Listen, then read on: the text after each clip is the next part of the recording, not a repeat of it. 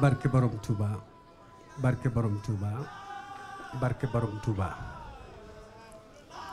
Assalamu alaikum wa rahmatullahi ta'ala wa barakatuhu. Mbokki taalibe mbokki jullit noo ngi leen di nuyu kenn ku nekk ci turam ak santam te di leen siyaare ci bés bi. Qu'est-ce qui nous réunit aujourd'hui? Il s'agit pour nous de marquer le centenaire du retour d'exil de notre guide Cheikh Ahmed Bamba. Donc je laisserai le soin aux conférenciers et aux différents intervenants beaucoup plus agréés que moi, beaucoup plus instruits que moi pour vous parler de cet exil. Cette manifestation que nous célébrons, elle s'est faite sous le ndigal de Seigne Saliou Mbacké, le khalife général des Mourides. Et c'est le Kourel Mouride Sadiq qui a eu l'insigne honneur de nous regrouper aujourd'hui.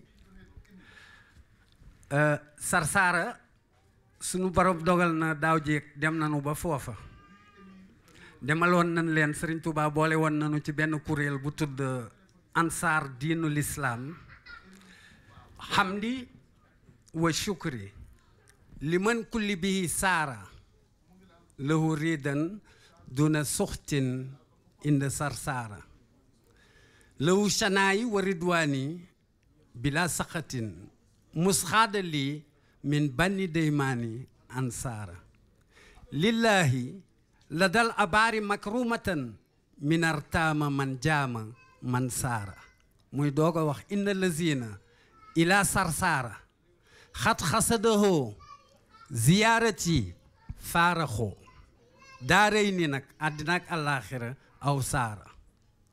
Mais sëñ bi loolu kenn mësu ko wax ci àddina. Képp koo xamee ne ñoo nga fekk ma fii ci Sarsara siyaare ma yàlla nee na naa la ni waaw yàlla nee na ma naa la ni àddina ak àllaaxira kenn dootu la ci bindal bàkkaar te billahi barke Serigne Saliou Mbacké képp ku fi teew tey dugg nga ci biir ñaan googu.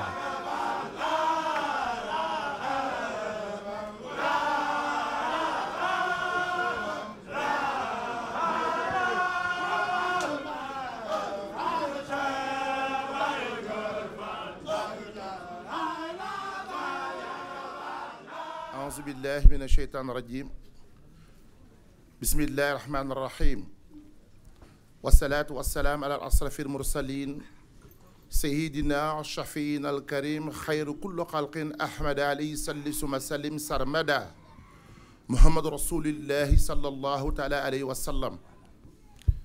السلام عليكم ورحمة الله تعالى وبركاته.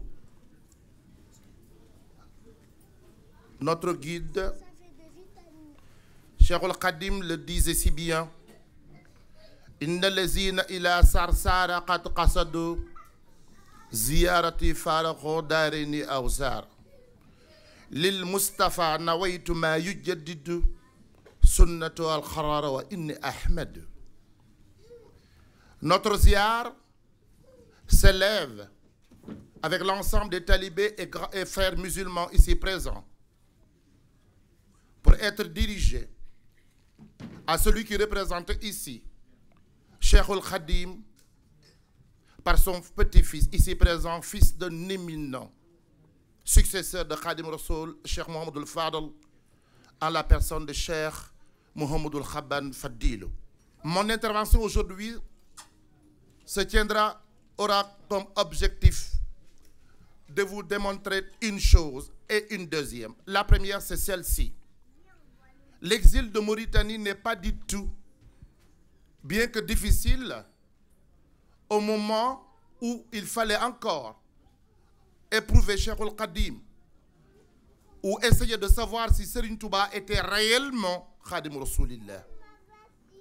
Je pense que l'exil du Gabon, pendant plus de 7 ans, Serigne Touba a démontré aux représentants de la colonisation française à l'époque qu'il n'y a qu'une seule force, qu'il n'y a qu'une seule grâce qui émane de celui qui est détenteur de la grâce, lorsqu'il exaltait en ceci, en cette phrase, en disant Dinul kitab al-Mustafa la khayru wa yantahi ila siwaya ad-dayru.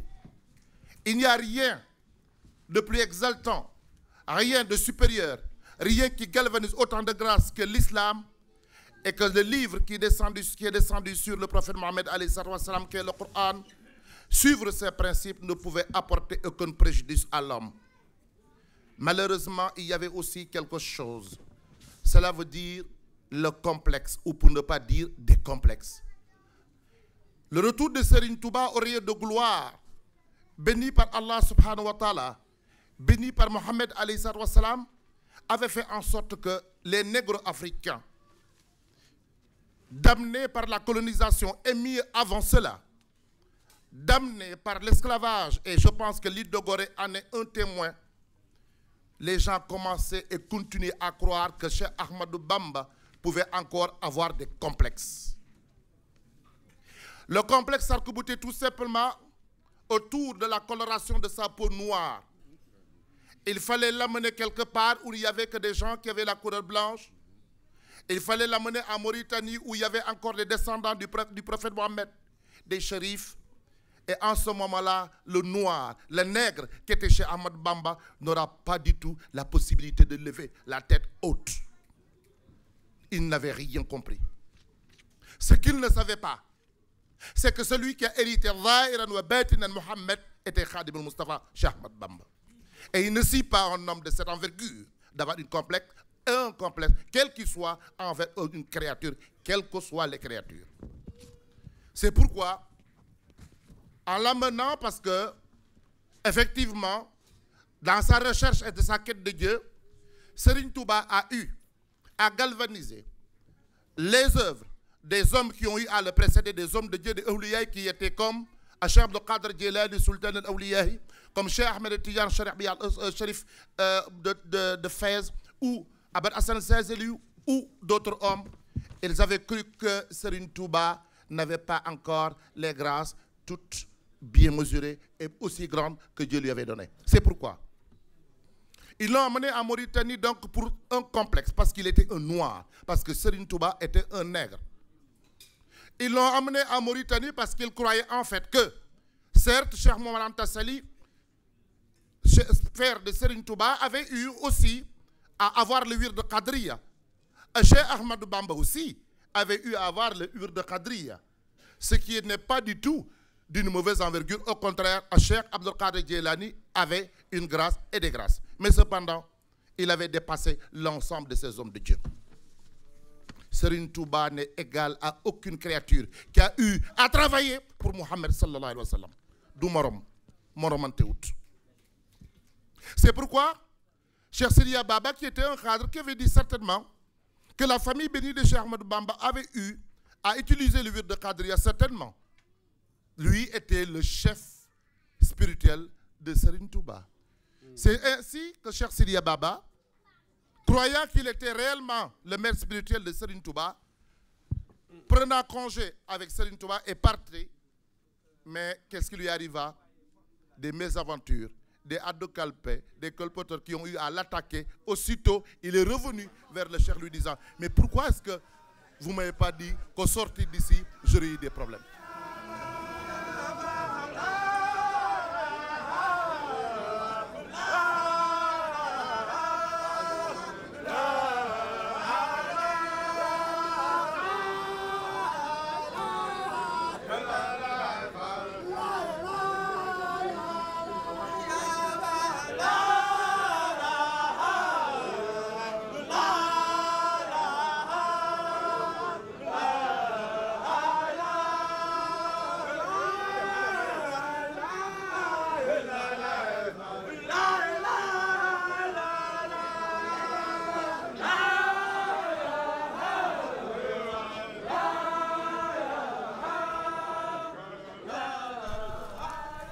أعوذ بالله من الشيطان الرجيم بسم الله الرحمن الرحيم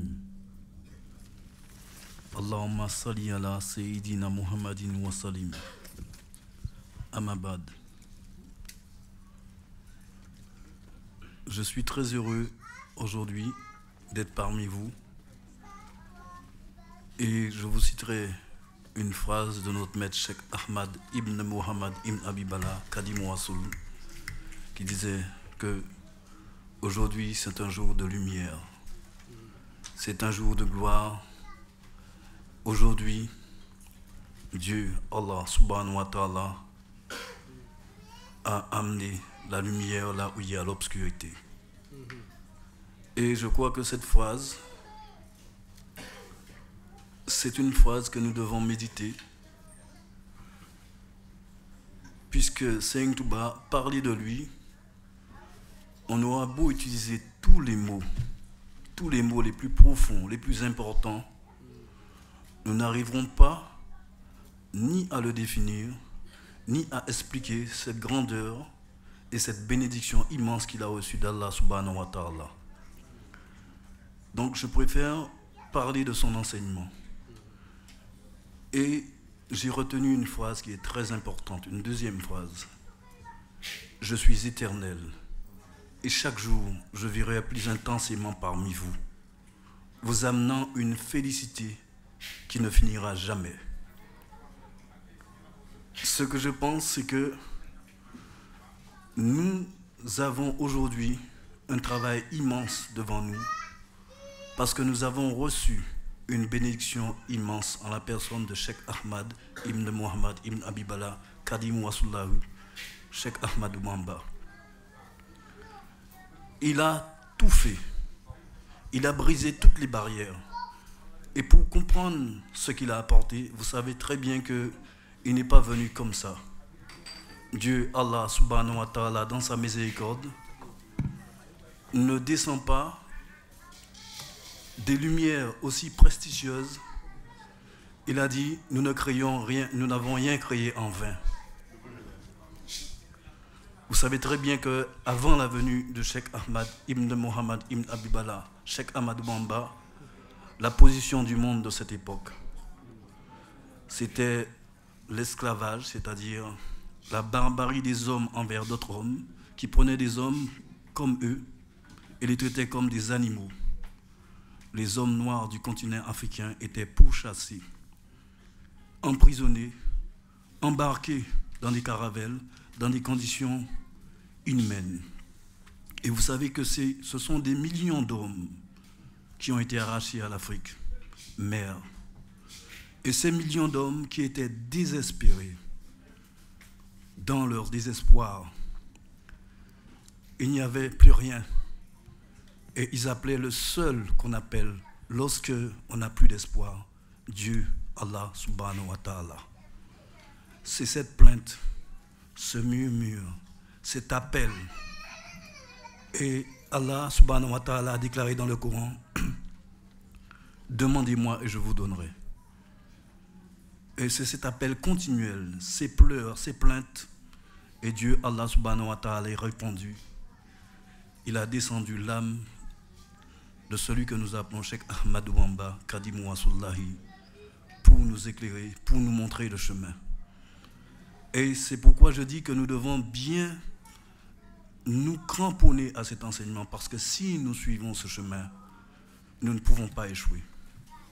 À partir du moment où nous suivons ce chemin, toutes les barrières qu'on a installées, qu'on a mis pour nous emprisonner, pour nous bloquer, pour nous créer toutes sortes de complexes et nous empêcher d'avancer, toutes ces barrières sont nulles et non avenues. Je vous citerai encore une autre phrase du Cheikh. Il dit « Toutes les générations auront la certitude que je ne suis venu que pour elles. » Ça veut dire que ce n'est pas aujourd'hui, c'est demain, c'est après-demain. Cet enseignement, c'est un enseignement éternel. Pourquoi c'est un enseignement éternel? Parce que c'est l'enseignement du prophète Sayyidina Muhammad sallam purifié.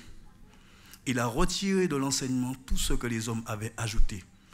Toutes les tares, tous les problèmes, toutes les choses qu'ils avaient mis, qui empêchaient à cette eau pure d'irriguer le cœur des hommes. Et l'islam, vous savez, comme toutes les religions, on s'est servi de la religion pour asservir les hommes, pour des problèmes qui n'ont rien à voir avec le cheminement spirituel. Et avec cet enseignement, la voie est libre. Les choses sont claires. Nous devons comprendre que nous devons nous mettre ensemble et nous mettre debout, nous lever. Parce qu'aujourd'hui, je parle nous avons un immense travail à accomplir. Nous ne sommes qu'au début. Toutes les générations ont la certitude que nous sommes venus pour elles, c'est-à-dire notre génération et la génération suivante. Si nous appliquons cet enseignement, si nous suivons le chemin qui a été tracé pour nous, chemin qui a été tracé de toute éternité, ce que Seigneur Touba nous apporte, et nous apporte la réponse à la question essentielle. Qui sommes-nous? D'où venons-nous? Où sommes-nous? Où allons-nous? Et aujourd'hui, qui sommes-nous? Ils ne le savent plus. C'est perdu. Où sommes-nous? On ne le sait pas. Où allons-nous? On ne le sait pas. Quand on ne sait pas qui on est, où on est et où on va, on est perdu. Et c'est pourquoi vous voyez dans le monde tout ce que vous voyez, c'est-à-dire la violence, le racisme, la haine, les guerres, l'égoïsme, et tout l'État ravage les hommes. Et vous voyez de parties de la planète, ce sont des cris de souffrance. Regardez ce qui se passe en Irak, ce qui se passe partout. Des hommes veulent imposer aux hommes leurs lois. Des hommes veulent exploiter d'autres hommes. Et à ce moment, la justice est absente. Seigneur Touba nous amène une notion essentielle. La justice. Et pour que cette justice, pour qu'elle puisse fonctionner, il faut qu'il y ait quelque chose qu'on appelle l'amour. Et pas l'amour seulement de l'individu, l'amour de Dieu, la mahaba. Quand nous saurons ce que Seigneur Touba nous dit, que nous sommes d'abord des âmes. Les problèmes de couleur, de race, de hiérarchie, tous ces problèmes vont tomber parce que toutes les âmes sont dignes, puisque Dieu, Allah subhanahu wa ta'ala, déclare dans le Coran qu'il a créé l'homme et qu'il a mis de son inspire. Donc cette âme est remplie de la lumière divine. Et cette âme est descendue sur terre pour une mission, c'est-à-dire un travail, un projet. C'est pourquoi il dit que nous sommes lieutenants d'Allah sur terre.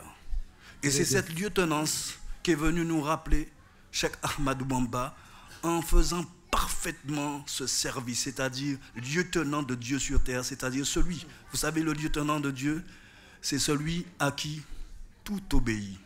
Si vous voyez aujourd'hui que le feu veut nous brûler, l'eau peut nous noyer, les animaux peuvent nous attaquer, la nature nous est hostile, il y a des cyclones, il y a toutes sortes de choses que l'homme ne peut pas maîtriser.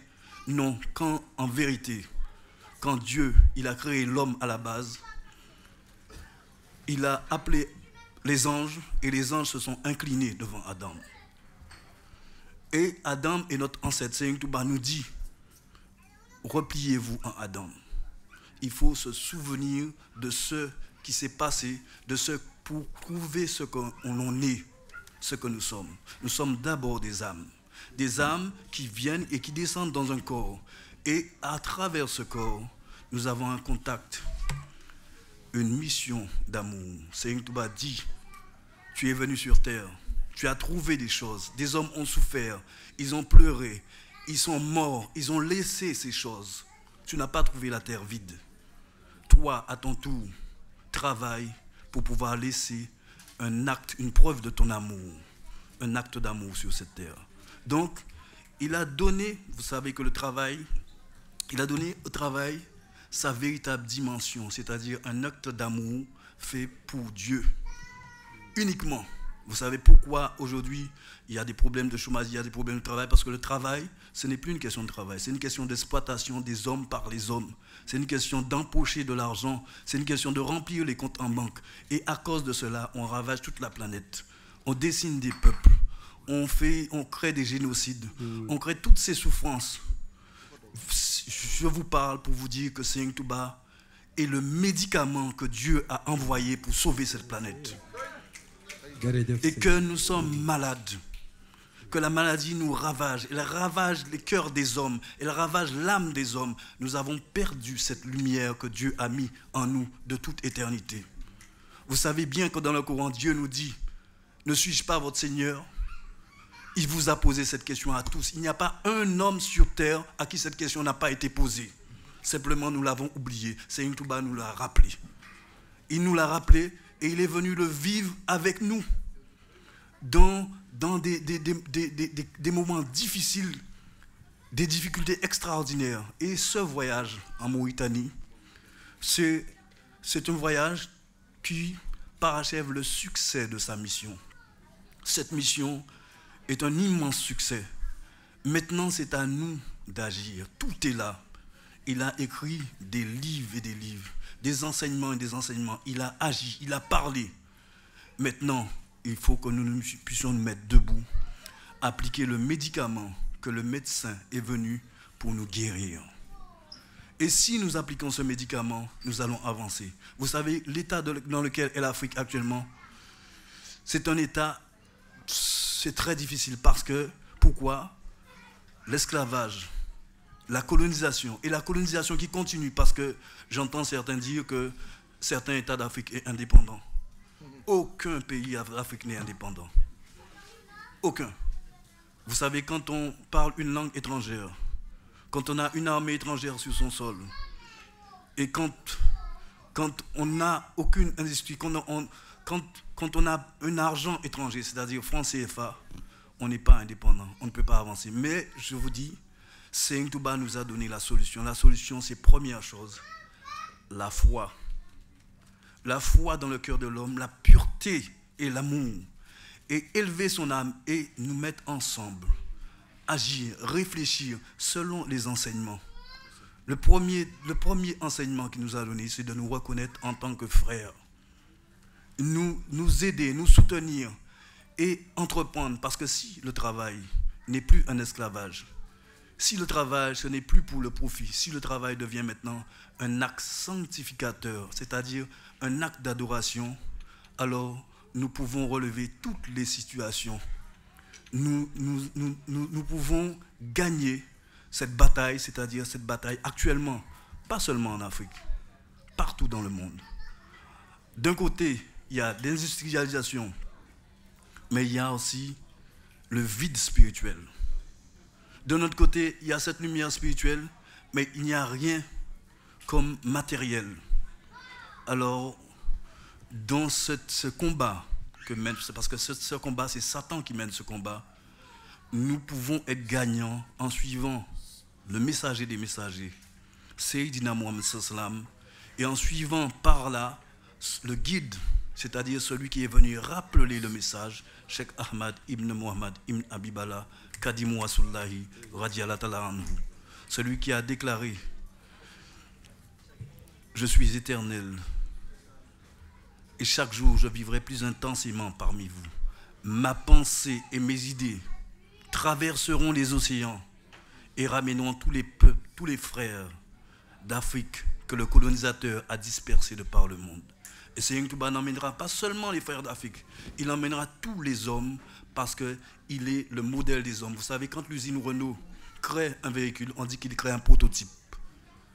Alors, il est le prototype que Dieu a descendu pour nous. Nous n'avons pas de problème de philosophie, de toutes ces choses-là, parce que tout est là. C'est la sagesse. Dieu a dit dans le Coran, la sagesse est au-dessus de la prophétie.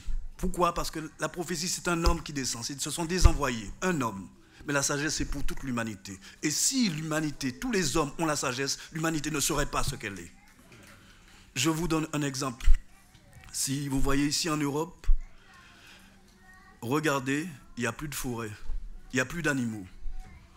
Ils se sont aperçus de leur erreur. Pourquoi pas? À cause de la cruauté, on a tué tous les animaux. À cause de l'appât du gain, on a rasé toutes les forêts. Et maintenant, on veut réinterdire des loups, des ours et toutes ces choses. Mais regardez du côté de l'Afrique. C'est là qu'on trouve les animaux. Maintenant, les gens payent pour venir voir ces animaux. Donc, pourquoi c'est là? Parce qu'il y avait une sagesse ancestrale qui permettait de reconnaître les animaux, les hommes et les arbres comme faisant partie de nous-mêmes, de notre univers, comme étant notre propre main, notre propre doigt. Et donc, c'est cette sagesse. Et cette sagesse-là, Dieu, Allah subhanahu wa ta'ala, dit que le Coran est un rappel. Le Coran n'est pas venu pour dire des choses qui n'ont pas été dites. C'est un rappel sur toutes ces choses anciennes. Donc, c'est là où c'est extraordinaire. Il est venu aussi nous rappeler le fond de sagesse ancestrale que nous avons et nous amener à travers notre propre culture, et à travers la culture de chaque peuple, à l'amener au meilleur de lui-même, à donner le meilleur de lui-même. Et à ce moment, tous les hommes seront des frères, il n'y aura pas de complexe et nous allons réussir. Donc, je ne peux pas continuer plus, mais Inch'Allah, dans des prochaines occasions, peut-être que nous aurons l'occasion d'approfondir cela. Allez, salam alaikum wa rahmatullahi wa barakatuh. Allahu Akbar. Allahu Akbar. Ashhadu an la ilaha illallah. Ashhadu an la ilaha illallah. أشهد أن محمد رسول الله أشهد أن محمد رسول الله أشهد أن لا إله إلا الله أشهد أن لا